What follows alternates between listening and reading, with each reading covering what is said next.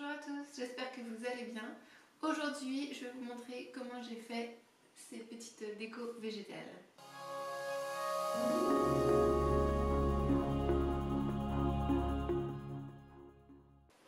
En fait, l'année dernière, quand j'étais au Québec, en automne, j'avais ramassé beaucoup de feuilles, surtout des feuilles d'érable, et je les avais mises à sécher.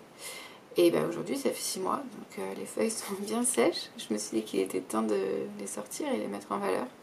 J'avais envie de m'en servir comme décoration pour pouvoir les voir tous les jours, parce que je trouve qu'elles sont très belles et puis surtout elles me rappellent d'excellents souvenirs. Quand ma mère est venue me rendre visite ou quand avec mon amie Amandine on s'est pris en photo comme des belles au bois dormant.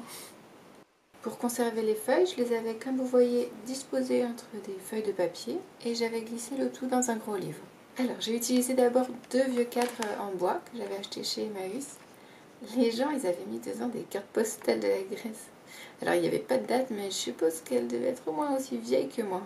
J'ai nettoyé la vitre avec mon mélange habituel eau, vinaigre blanc, huile essentielle de citron. J'ai découpé une feuille de papier canson à la taille de la vitre et j'ai centré une feuille à l'intérieur. J'ai dû recouper un petit peu la tige. Voilà, après j'ai tout replacé et voilà ce que ça donne. Pour le deuxième cadre, je voulais mettre 2 feuilles d'érable. Et donc cette fois, il fallait que j'assure le maintien des feuilles à la place désirée. Et pour ça, j'ai utilisé un petit morceau de scotch double face. C'est vraiment hyper pratique. Et voilà ce que ça donne une fois accroché au-dessus de mon fauteuil de grand-mère.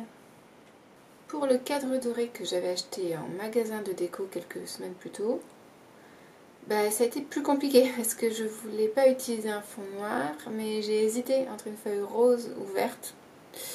En tout cas, je savais que je voulais regrouper des feuilles à différents stades de vieillissement pour avoir plusieurs couleurs. Et pour l'instant, j'ai opté pour un fond rose, mais je suis pas entièrement satisfaite et je le modifierai sûrement un de ces quatre. Et un dernier dont je vous ai pas montré la conception, mais je l'ai mis là. Bon, ça m'a fait plaisir de partager ce petit atelier avec vous. Je vais vous dire à jeudi prochain. Passez une belle semaine. À bientôt.